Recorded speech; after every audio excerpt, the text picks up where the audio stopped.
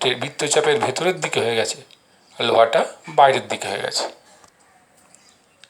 এখন কঠিন পদার্থের তাপীয় প্রসারণ এর তিনটি অংশ আছে: দৈর্ঘ্যের প্রসারণ বা রৈখিক প্রসারণ, ক্ষেত্র প্রসারণ বা ক্ষেত্রফলের প্রসারণ, ক্ষেত্রের প্রসারণ বা ক্ষেত্রফলের প্রসারণ, আর আয়তন প্রসারণ। প্রথমে আমরা দৈর্ঘ্যের প্রসারণ সম্বন্ধে জানব। তো দৈর্ঘ্যের প্রসারণ সম্বন্ধে জানতে গেলে আমাদের একটা আমরা রাশির সঙ্গে পরিচিত হব, দৈর্ঘ্য প্রসারণ গুণাঙ্ক। তো সেটা পড়ার আগেতে আমরা একটু দেখে নিই। দাঁড়া, ধরো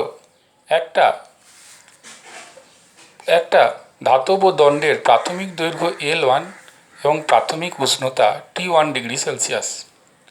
তার উষ্ণতা বাড়িয়ে T2 ডিগ্রি সেলসিয়াস করলাম, তাতে তার দৈর্ঘ্য বেড়ে হলো L2। তাহলে তাপমাত্রা বৃদ্ধি কত হলো? T2 minus T1 degree Celsius, তাকে আমরা T বলছি, T ডিগ্রি সেলসিয়াস। তো পরীক্ষামূলক ফলাফলে দেখা যায় যে এই যে দৈর্ঘ্য বৃদ্ধি, অর্থাৎ প্রাথমিকভাবে ছিল L1, পরে হয়েছে L2, তাহলে দৈর্ঘ্য বৃদ্ধি L2 মাইনাস L1, সেটা সমানুপাতিক প্রাথমিক দৈর্ঘ্য L1 এর সঙ্গে। আবার ওই দৈর্ঘ্য বৃদ্ধি সমানুপাতিক উষ্ণতা বৃদ্ধির সঙ্গেও। তাহলে এই দুটোকে ভেদের নিয়ম অনুসারে আমি একত্রে জুড়ে দিতে পারি, দিয়ে বলতে পারি ওই দৈর্ঘ্য বৃদ্ধি L2 মাইনাস L1 সমানুপাতিক L1 ইন্টু টি, ডান দিকটা গুণ হয়ে যাবে। বা L2 মাইনাস L1 সমানুপাতিক চিহ্ন তুলে দিয়ে সমান চিহ্ন আনলাম আলফা L1 টি। এই আলফা রাশিটি কি বলা হয়? দৈর্ঘ্য প্রসারণ গুণাঙ্ক। এটি উপাদানের উপর নির্ভর করে। তাহলে এইটিকে একটু গুছিয়ে লিখলে লেখা যায়, দেখো, L2 সমান L1, এই L1টাকে নিয়ে চলে এলাম এদিকে, L1 প্লাস আলফা L1 টি, বা L2 সমান L1 ইন্টু 1 প্লাস আলফা টি। এখন এই যে আলফা দৈর্ঘ্য প্রসারণ গুণাঙ্ক, এই আলফার আমরা সংজ্ঞা দেব। কি করে সংজ্ঞা দেব? না দেখো, আলফা সমান কি হলো, এইখান থেকে যদি দেখি, আলফা সমান হলো L2 minus L1 divide by L1 into T. তাহলে আলফা সংজ্ঞা আমরা এইভাবে দিতে পারি যে, এখানে দেখো, যদি L1 সমান 1 আর টি সমান 1 হয়, তবে আলফা সমান L2 মাইনাস L1। এইটাই সংজ্ঞাতে দেওয়া আছে। দেখো কি, L1 সমান 1, অর্থাৎ, আচ্ছা আগে আমরা সংজ্ঞাটা বলি। প্রতি একক উষ্ণতা বৃদ্ধির জন্য কোনো কঠিন পদার্থের একক দৈর্ঘ্যে যে পরিমাণ দৈর্ঘ্য প্রসারণ ঘটে তাকে ওই পদার্থের দৈর্ঘ্য প্রসারণ গুণাঙ্ক বলে। এখানেও দেখো এটা আছে, প্রতি একক উষ্ণতা বৃদ্ধির জন্য, প্রতি একক উষ্ণতা বৃদ্ধির জন্য, তার মানে টি সমান 1। কোনো কঠিন পদার্থের একক দৈর্ঘ্যে, তখন L1 সমান 1, যে দৈর্ঘ্য প্রসারণ ঘটে, দৈর্ঘ্য প্রসারণ কত ঘটেছে? L2 মাইনাস L1, তাকেই ওই পদার্থের দৈর্ঘ্য প্রসারণ গুণাঙ্ক বলে। তাহলে L2 মাইনাস L1টাকেই আলফা বলে। তাহলে এই অঙ্কটাকেই এইখানেতে ভাষায় বলা হয়েছে দৈর্ঘ্য প্রসারণ গুণাঙ্কের সংজ্ঞা অনুসারে।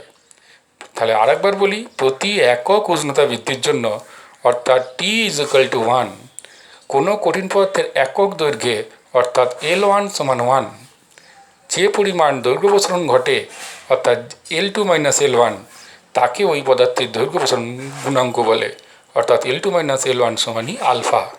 তাহলে এখান থেকে আমরা দৈর্ঘ্য প্রসারণ গুণাঙ্কের সংজ্ঞা পেলাম। এবারে দৈর্ঘ্য প্রসারণ গুণাঙ্কের একক দেখব। এখানে দেখো, আলফায় আমরা সিজিএসে একক দেখি। এখান থেকে দেখতে পাচ্ছি আলফা সমান L2 minus L1 by L1 into T. তাহলে ওপরের L2 মাইনাস L1 দৈর্ঘ্যের পার্থক্য, এর একক কী হবে? সিজিএসে যদি ধরি সেন্টিমিটার, নিচে L1 আছে ওটাও সেন্টিমিটার, আর এখানে উষ্ণতা বৃদ্ধি পার ডিগ্রি সেলসিয়াস। তাহলে সেন্টিমিটার কেটে গেল, তাহলে থাকলো পার ডিগ্রি সেলসিয়াস। অর্থাৎ আমরা দেখতে পাচ্ছি দৈর্ঘ্য প্রসারণ গুণাঙ্কের এককে পার ডিগ্রি সেলসিয়াস রয়েছে, দৈর্ঘ্যের একক নেই। অর্থাৎ দৈর্ঘ্য প্রসারণ গুণাঙ্ক দৈর্ঘ্যের এককের উপর নির্ভর করে না, শুধুমাত্র উষ্ণতার এককের উপর নির্ভর করে। কীরকম নির্ভর করে? আমরা একটা উদাহরণ নিই। যেমন লোহার দৈর্ঘ্য প্রসারণ গুণাঙ্ক 12 × 10⁻⁶ পার ডিগ্রি সেলসিয়াস, এটাকে আমরা আলফা সি ধরলাম। এখন এর মানে হচ্ছে 1 সেন্টিমিটার দৈর্ঘ্যের লৌহদণ্ডের উষ্ণতা 1 ডিগ্রি সেলসিয়াস বৃদ্ধি করলে দৈর্ঘ্য বৃদ্ধি হয় 12 × 10⁻⁶ সেন্টিমিটার। তাহলে 1 ডিগ্রি সেলসিয়াস মানে আবার 9.5 ডিগ্রি ফারেনহাইট। তাহলে 1 ডিগ্রি সেলসিয়াস বৃদ্ধি করাও যা, 9.5 ডিগ্রি ফারেনহাইট বৃদ্ধি করাও তাই। তাহলে 9.5 ডিগ্রি ফারেনহাইট বৃদ্ধি করলে দৈর্ঘ্যের বৃদ্ধিও হবে ওই 12 × 10⁻⁶ সেন্টিমিটার। তাহলে 9.5 ডিগ্রি ফারেনহাইট বৃদ্ধি করলে যদি এত হয়, তাহলে 1 ডিগ্রি ফারেনহাইট বৃদ্ধি করলে কত হবে? 12 × 10⁻⁶ by 9.5 centimetre equal to 5/9 into 12 × 10⁻⁶ centimetre. বোঝা গেল? তাহলে আমরা কি দেখতে পেলাম যে এইটা কি আমরা আলফা এফ বলবো। তাহলে আলফা এফ সমান হয়ে গেল 5/9 into 12 × 10⁻⁶ per degree Celsius. Alpha F হলো 5/9 ইন্টু 12 × 10⁻⁶, কিন্তু 12 × 10⁻⁶ মানে আবার আলফা সি। তাহলে আলফা এফ সমান 5/9 ইন্টু আলফা সি, বা আলফা এফ সমান 5/9 ইন্টু আলফা সি। তাহলে এইটাই হচ্ছে ওদের মধ্যে সম্পর্ক। এখানে দেখো কতগুলো বিভিন্ন পদার্থের দৈর্ঘ্য প্রসারণ গুণাঙ্কের মান দিয়েছে পার ডিগ্রি সেলসিয়াস হিসেবে। তাহলে আলাদা আলাদা পদার্থের যে দৈর্ঘ্য প্রসারণ গুণাঙ্কের মান আলাদা আলাদা, সেইটা আমরা এই তালিকা থেকে দেখতে পাচ্ছি। আচ্ছা, দৈর্ঘ্য প্রসারণ গুণাঙ্কের পরে এবারে ক্ষেত্র প্রসারণ গুণাঙ্ক। ক্ষেত্র প্রসারণ গুণাঙ্ক সংজ্ঞা ওই একই রকমভাবে প্রতি একক উষ্ণতা বৃদ্ধির জন্য কোনো কঠিন পদার্থের একক ক্ষেত্রফলের যে পরিমাণ ক্ষেত্র প্রসারণ ঘটে তাকে ওই পদার্থের ক্ষেত্র প্রসারণ গুণাঙ্ক বলে। আমরা আগের মতোই অগ্রসর হব এই সংজ্ঞাটা, অর্থাৎ দৈর্ঘ্য প্রসারণ গুণাঙ্কের মতোই অগ্রসর হব ক্ষেত্র প্রসারণ গুণাঙ্কের সংজ্ঞাটা পেতে গেলে। ওই আবার সেই পরীক্ষালব্ধ ফলাফল আমরা দেখব। একটা ধরো এরকম একটা লোহার পাত ছিল, তার দৈর্ঘ্য হচ্ছে A1 আর প্রস্থ হচ্ছে B1, তাহলে ক্ষেত্রফল হচ্ছে S1, প্রাথমিক উষ্ণতা হচ্ছে T1 ডিগ্রি সেলসিয়াস। তো তার পরে দৈর্ঘ্য বৃদ্ধি হলো উষ্ণতা বৃদ্ধির ফলে, উষ্ণতা বেড়ে হলো ধরো T2 ডিগ্রি সেলসিয়াস, A1টা বেড়ে হলো A2, B1টা বেড়ে হলো B2, অতএব ক্ষেত্রফলটা হলো S2।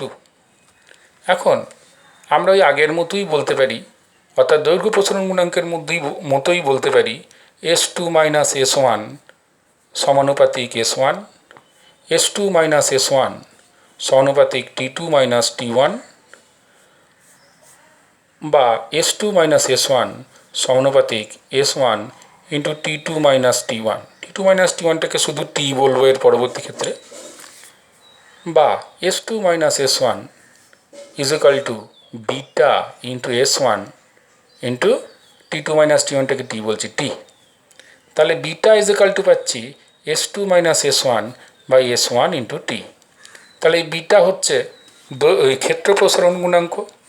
যেমন দৈর্ঘ্য প্রসারণ গুণাঙ্কের এই বিটাটা হচ্ছে S2 - S1 beta into S1 into T করেছি। দেখো আরেকবার বলে দিই, দেখা গেল না ঠিক, যে S2 - S1 সমানুপাতিক S1 ইন্টু T2 - T1। তাহলে S2 - S1 সমানুপাতিক চিহ্ন তুলে দিয়ে সমান চিহ্ন আনলাম beta into S1 into T। তাহলে বিটা সমান S2 - S1 into S1 into T, S2 - S1 divided by S1 into T, এটা হলো। তাহলে আগের মতোই সংজ্ঞা হবে যে S1 সমান 1 আর T সমান 1 হলে S2 - S1 সমান বিটা। আমরা একটু আগেই বলছিলাম কি না, দেখো এরকম বলছিলাম প্রতি একক উষ্ণতা বৃদ্ধির জন্য, এই যে প্রতি একক উষ্ণতা বৃদ্ধির জন্য অর্থাৎ T সমান 1 একক উষ্ণতা বৃদ্ধির জন্য কোনো কঠিন পদার্থের একক ক্ষেত্রফলের যে পরিমাণ দৈর্ঘ্য ক্ষেত্র প্রসারণ ঘটে তাকে ওই পদার্থের ক্ষেত্র প্রসারণ গুণাঙ্ক বলে। তাহলে আগের মতোই সংজ্ঞাগুলো, আলফার যেমন ছিল বিটাও সেরকম। বিটা আমরা S2 minus S1 into S1 into T বলবো। বিটাও শুধুমাত্র উষ্ণতার এককের উপর নির্ভর করে, ক্ষেত্রফলের এককের উপর নির্ভর করে না। আবার এরকম সম্পর্কটাও হবে S2 is equal to S1 into 1 plus beta টি। এটাও আমরা এইখান থেকেই পাই, যেমন ক্ষেত্রে দৈর্ঘ্য প্রসারণ গুণাঙ্কের ক্ষেত্রে পেয়েছিলাম। এবারে দেখো এই বিটার সঙ্গে আলফার একটা সম্পর্ক আছে। কি করে না, এই যে A1টা বেড়ে A2 হয়েছে, তাহলে আমরা A2-র জায়গায় তো বলতে পারি A1 ইন্টু 1 প্লাস আলফা টি। আবার B1টা বেড়ে B2 হয়েছে, তাহলে B2 সমান B1 ইন্টু 1 প্লাস আলফা টি।